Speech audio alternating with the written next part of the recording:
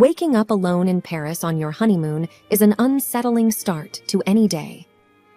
Hi, I'm Lisa. Our Parisian getaway, meant to be woven with dreams and shared memories, took a dark detour into a web of secrets when I found an odd message instead of my husband beside me one morning. Suddenly, our love story intertwined with cryptic clues and shadowy figures from the past. Venture with me into a Paris that hides its mysteries behind every romantic facade and uncover truths that tested not just our bond, but our very survival. So, my name is Lisa, and this is my Parisian story. The glow of the morning sun on Parisian rooftops was breathtaking. I stretched, luxuriating in the satin sheets of our boutique hotel room, reveling in the faint sounds of the bustling Paris streets below. I turned to snuggle closer to my new husband, Alex, but instead of the warmth of his body, I found a cold and empty space. Perplexed, I sat up, scanning the room for any sign of him. His suitcase was still there, clothes thrown casually on a chair from the night before, but no Alex in sight. On his side of the bed, there was a folded piece of hotel stationery. With shaking hands, I opened it. "Morning, love. Took a quick walk to grab some fresh pastries for us. Be back soon." I sighed with relief. But then something caught my eye. On the back of the note, written in a shaky script, unlike Alex's usual neat handwriting, "Don't trust anyone." I felt a chill run down my spine. What was this? A joke? But Alex wasn't one for practical jokes, especially not on our honeymoon. Pulling on some clothes, I decided to go down to the hotel lobby. Maybe he was just there, waiting with a basket of croissants, laughing at his little prank. The hallway was quiet, the muted gold wallpaper gleaming softly. I took the elevator, trying to shake off the unsettling feeling.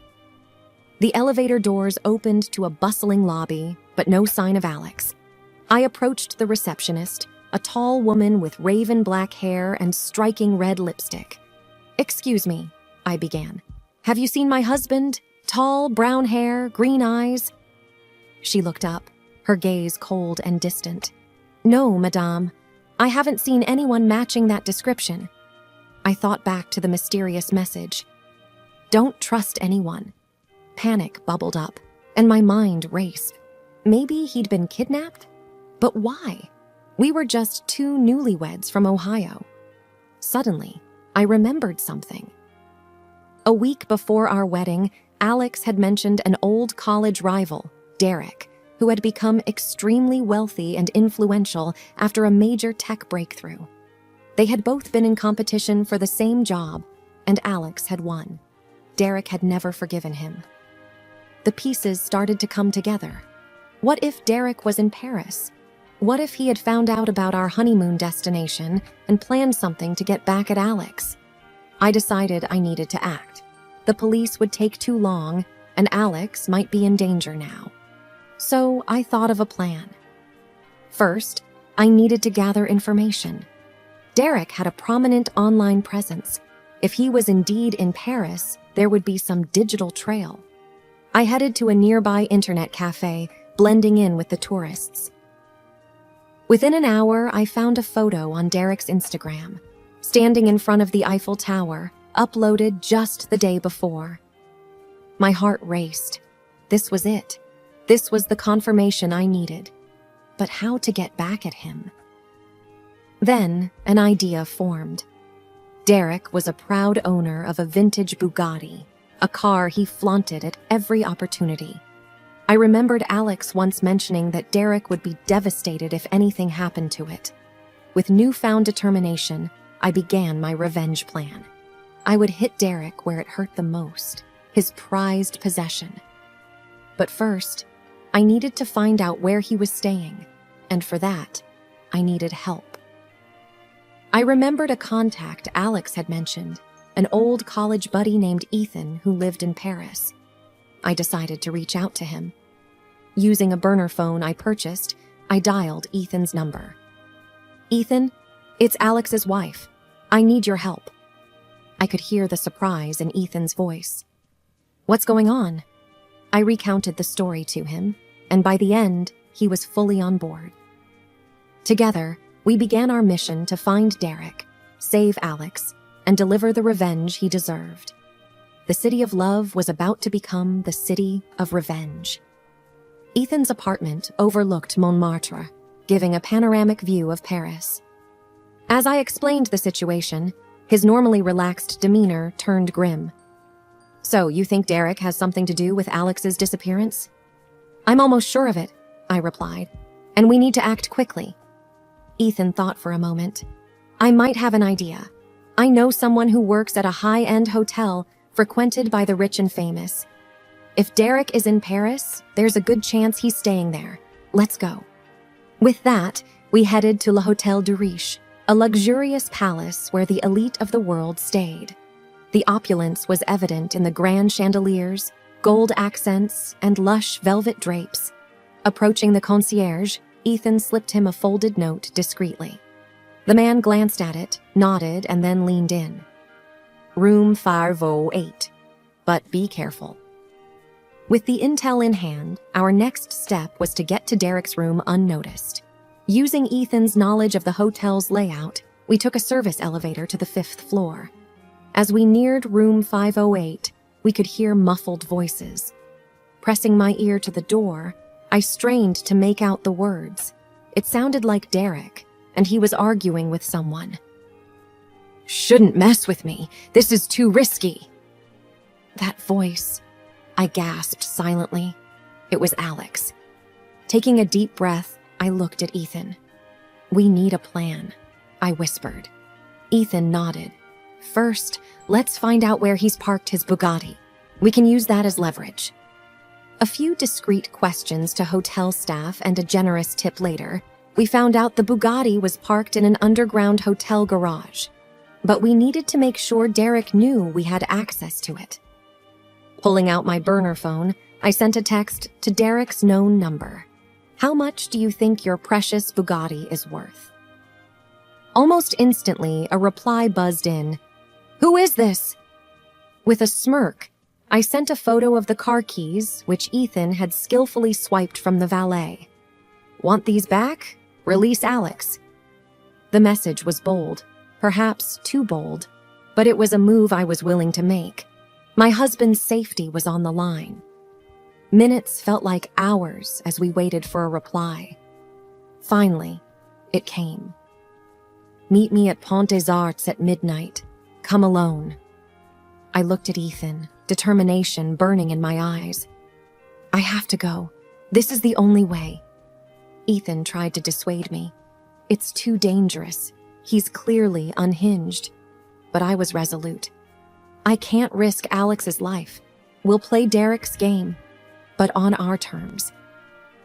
As evening turned to night, the plan was set. Ethan would watch from a distance, ready to intervene if necessary, while I would face Derek head-on. The Pont des Arts, known as the Lovelock Bridge, was an ironic choice, but it would soon be a symbol of our triumph over betrayal. The Pont des Arts was bathed in a soft orange glow from the surrounding streetlights, creating an eerie yet romantic setting. The Seine flowed below, its waters glimmering in the night. I stood at the center of the bridge, my breath visible in the chilly night air. The usually crowded spot was deserted, save for a few distant lovers sharing whispered secrets. Suddenly, I heard footsteps approaching. Turning, I saw Derek's silhouette emerging from the shadows, with Alex, my husband, tied and gagged, stumbling along beside him. "Derek!" I shouted, my heart pounding. "Let him go!" Derek just smirked. "Give me the keys first." I gripped the Bugatti keys tightly, considering my options. But the desperation in Alex's eyes made the decision for me. I held out the keys. "Release him, and they're yours." Derek paused for a moment, a sinister smile playing on his lips. "You always were so predictable, Lisa." As he reached out for the keys, a soft whistle broke the tension. Suddenly, from the shadows, Ethan lunged at Derek, trying to take him by surprise. But Derek was quicker than we anticipated. A scuffle ensued, both men wrestling each other, dangerously close to the edge of the bridge. "Lisa, run!" Ethan shouted, grappling with Derek. I hesitated for a moment, then made a break for it, pulling Alex along with me.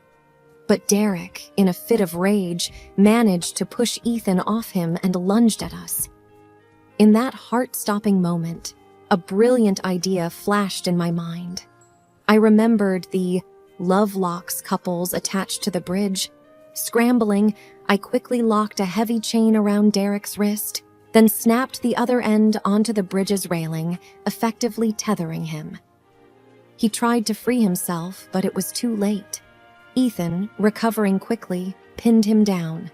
Derek's arrogant sneer was now replaced with a look of pure rage and disbelief. "What do you want, Lisa?" he growled, struggling against his restraints. "Justice," I replied coldly. "You thought you could play with our lives? Think again." Ethan called the police, and within minutes we heard sirens approaching. Derek was arrested, and Alex, once he was freed and safe, wrapped his arms around me, pulling me close. "Thank you," he whispered, his voice choked with emotion. I was so scared.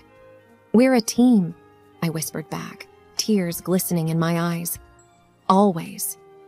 Derek's luxurious Bugatti? Well, let's just say it made a generous donation to a local charity. And as for the infamous love lock, it became a symbol of our victory over betrayal. We returned to our hotel, exhausted from the ordeal. Our suite overlooked the Eiffel Tower, and the city lights twinkled, a stark contrast to the events that had transpired. Alex was quiet, lost in thought, staring out at the view. I walked over, placing my hand on his shoulder. "I'm so sorry you got dragged into all of this," I whispered, my voice heavy with guilt. He turned to me, brushing a strand of hair behind my ear. "Lisa, none of this is your fault. Derek's vendetta was beyond any of our control." Despite the reassurance, the weight of the night bore down on me. I took a deep breath, trying to push back the tears. "I just wanted a perfect honeymoon." Alex smiled gently. "Well, it's definitely been memorable." We both laughed, but our laughter was a mask for the pain and shock of what had unfolded. A few days later, after giving our statements to the police, we decided to head to the Louvre. Surprisingly, the art and history offered a much-needed distraction. As we walked hand in hand through the museum, I felt the tension slowly dissipate. It was then, in the midst of the crowd, that I saw a familiar face. A woman with raven black hair, dressed in a sleek red dress. She was the receptionist at the hotel on the day Alex disappeared. My gut told me she was involved. She locked eyes with me, a smirk playing on her lips, and disappeared into a nearby gallery.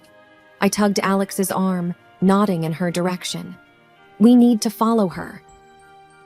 The chase led us through intricate hallways, past masterpieces, and into the Dinan wing. She was quick, always just out of reach, but she left a trail of subtle clues, a dropped handkerchief, a distinctive scent. Suddenly, she turned a corner and we lost sight of her. We entered a dimly lit room and the door slammed behind us.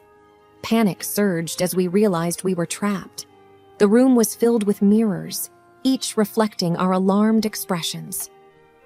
"I think we've just stepped into a trap," Alex whispered, his voice tense. From one of the mirrors, the woman emerged, stepping into the room as if by magic. "Indeed you have," she purred, her eyes cold and calculating. "Why are you doing this?"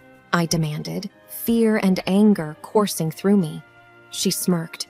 "Because, dear Lisa, the game isn't over yet." "Who are you?" Alex's voice was steady, though I could feel his hand gripping mine tighter.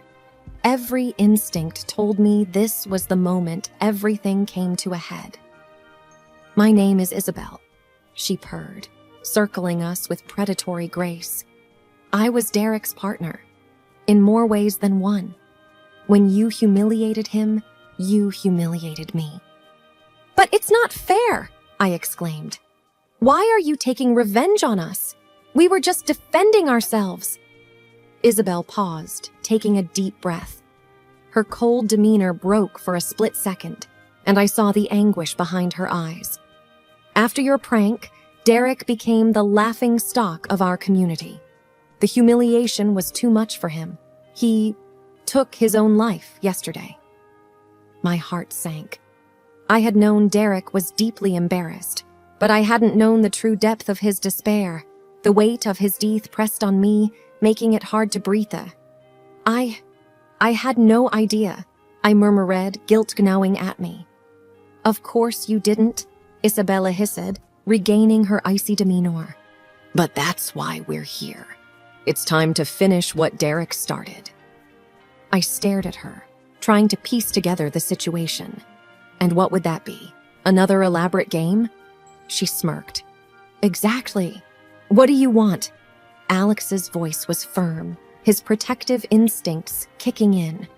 Isabel approached a grand mirror, its frame ornate and gold. "Behind one of these mirrors lies a door that will lead you to freedom. Behind the others? Well, let's just say they won't be so forgiving." The realization hit me like a ton of bricks. This was her revenge, a deadly game of chance. "I'll give you 5 minutes," Isabel declared, her eyes gleaming. "Good luck." She vanished as mysteriously as she'd appeared, leaving us surrounded by mirrors that seemed to mock our desperation. Each reflection twisted our features, showing the gravity of our situation. Alex and I quickly tried tapping on the mirrors, listening for hollow sounds. The minutes ticked away, and my heart raced faster with each passing second. "Think, Lisa," I whispered to myself. Then it hit me. The dropped handkerchief. The scent. Isabel wanted us to follow her. She wanted the game to be fair, in a twisted way. I approached a mirror to the far right, one that seemed to reflect the room with more clarity than the others. As I touched its surface, the mirror swung open, revealing a passageway. "This is it!" I shouted. Alex and I dashed through, just as the room behind us erupted in a cacophony of shattering glass. We didn't stop running until we were back in the crowded hallways of the Louvre. As we caught our breath, the weight of everything that had happened began to sink in. But amidst the chaos, there was one silver lining. Our relationship had been tested in the most unimaginable way, and we had come out stronger. We left Paris shortly after, our honeymoon forever marred by the events that unfolded. But as we began our lives together, one thing was certain. We could handle anything that came our way. Years passed, and the memories of that fateful trip began to fade. Yet, one evening, a package arrived at our doorstep. Inside was a framed photograph of us at the Louvre, taken by a stranger. On the back, a note simply read, "For the memories, Isabel." The game, it seemed, was never truly over.